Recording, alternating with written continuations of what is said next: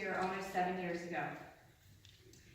I want to thank Pastor Tom for allowing me the opportunity to share my testimony with you today about how God changed my life inside this very church during worship service almost 2 years ago. In Mark 10, verse 27, Jesus looked at them and said, "With man this is impossible, but not with God. All things are possible with God." I give God all the glory for how these events unfolded that shaped the testimony you're about to hear. At this point, I'd like everybody to stand up, and if you have a Bible, to stand holding the Bible.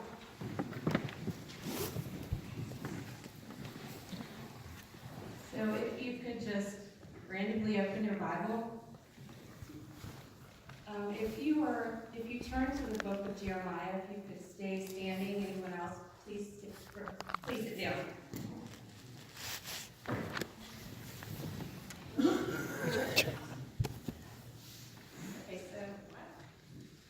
Okay, so what chapter did you turn to? I'm on Jeremiah 49. Okay, you can sit down. So that was just a little test experiment I wanted to do. You'll understand the actual significance and importance of it later at the end of my story. For those who attended church here last Sunday, you would have heard Pastor Tom preach about how we sometimes find ourselves lost in a slimy pit, an abyss that God rescues us from and lifts us out of to plant our feet on solid rock.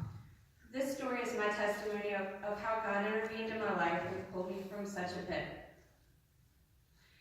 At this point, I was going to share with you a video of me waking up from anesthesia after a colonoscopy screening in October 2016, but Pastor Tom felt it was difficult to understand what I was saying in the video. Imagine that. I have to be screened every 5 years because my sister was diagnosed with almost stage 4 colon cancer when she was 40. To summarize the video very quickly, it was about 2 minutes of me ranting about drinking wine, or actually not being able to drink wine per the doctor's orders. I was upset because I didn't drink wine the night before the procedure when I was told to drink only clear liquids, and I was also told to abstain from alcohol the same day after the procedure. Waking up, my first thoughts weren't, "Hey doc, did you see anything abnormal?" It was an obsession with not being able to have alcohol for 48 hours. At the time, I thought this video was very funny. Now I find it embarrassing and feel that the person in the video is not the same person standing before you today. I would have also argued with you back then that I didn't have a drinking problem, that I wasn't an alcoholic. You see, I was successful at my job, I never missed work, I was physically fit, seemed to have everything together. I usually only drank in the evenings and was hardly ever drunk. But I realize now that I was a high-functioning alcoholic because I drank 2 to 3 glasses every single day on average. Coming home from work, the first thing I would think about was opening the wine bottle, and almost all my social events revolved around alcohol. I will point out here that my husband never drank and would try to make me realize that I had a problem, but I refused to listen to him and thought he didn't understand because he didn't drink. I also think it's important to tell you about my family history concerning alcohol. My grandmother on my mom's side and my grandfather on my father's side were both alcoholics. My grandmother actually went to a rehab center in North Carolina when I was a kid and gave up drinking completely for the rest of her life. I would also say that both of my parents are divorced and high-functioning alcoholics who drink daily. Lastly, I will point out that genetics and heredity can increase the risk of someone developing alcoholism. Approximately 18 million people in the United States, or 1 in 12 individuals, will battle alcoholism. I was the 1 in 12. Now that you know and understand a little of my past and family history, I will share with you where this story starts in March of 2017. I had been on a weight loss journey since June 2015 and had lost 50 pounds. I had gained a portion of the weight back, and no matter what I ate, how much I ran or worked out, I wasn't losing the weight like before. It was beginning to consume and depress me, and I desperately wanted to know what I needed to do to fix the problem. Since Tom's admitted he's ADD too, hopefully this won't offend him too much, but during one of his sermons, I held the the Bible in my hands and fervently prayed to God to guide me somewhere meaningful in the Bible, somewhere that I could relate to in my life, words that I could read that would be like a catalyst for my life. I blindly opened the book and started to read, and was somewhat astonished that the chapter I turned to mostly talked about a tribe of people who heeded their ancestors' warnings to abstain from drinking wine and growing vineyards, building houses, and wanted them to live in tents. And they were rewarded for their obedience. I quickly closed the Bible, put it back in the pew, and shrugged it off as coincidental that the passage talked so much about wine. Fast forward a week or two later, I'm sitting in the exact same spot at church, still in a funk and depressed, and like Groundhog's Day, I hold the Bible again and intently pray once again for God to intercede and help give me guidance to fix what's wrong with my life, and what I thought then was a weight gain issue. Before I opened the Bible, I thought about the chapter I was led to the week before. I had no idea the book name or the page number and thought I would have to read over half the Bible to ever find it again. I then randomly opened the book and began to read. Literally, the hair on my arm stood up as I started to read about the same tribe of people, the Rechabites, who were rewarded for abstaining from wine and vineyards. I literally opened the Bible again to the exact same page.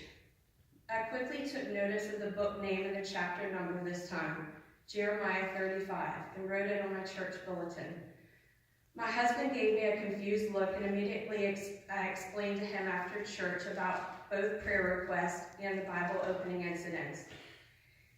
He explained, I've been telling you to stop drinking for a long time, and you don't listen to me, but I bet you'll listen to God. And I'm like, yeah, you definitely have my attention, God. I'm listening, and I'm very sorry it took more than one time for you to tell me. The story is definitely interesting and could stop here, but it actually only gets better.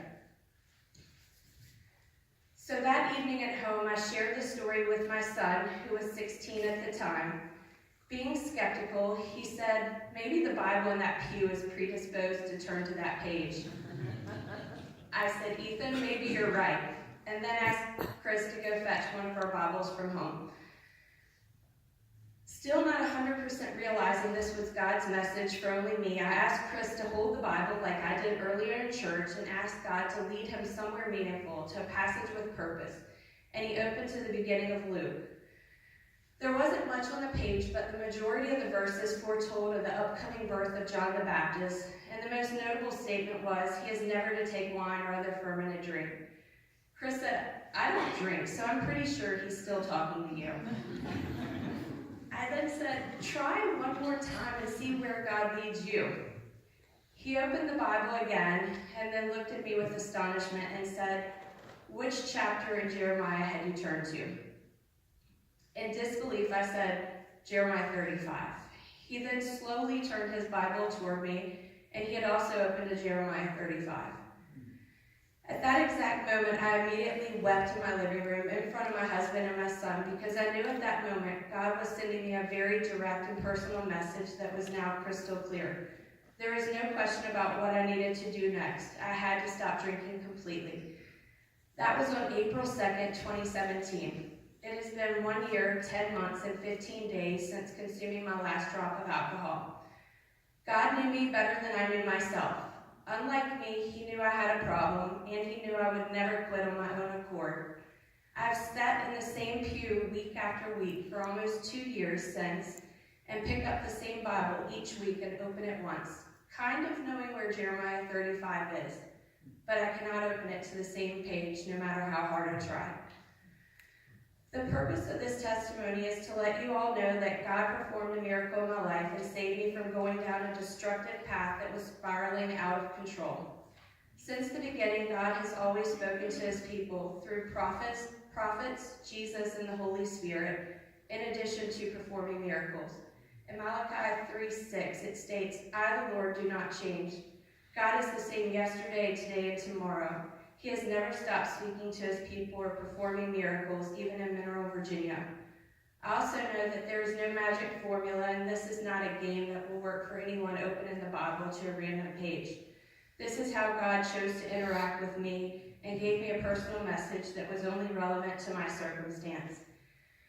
I do challenge others to soul search and pray and ask God how He can change your life. He is constantly speaking to us, seeking a loving relationship with us, and transforming our lives to align with His heavenly kingdom if our minds and hearts are open to Him.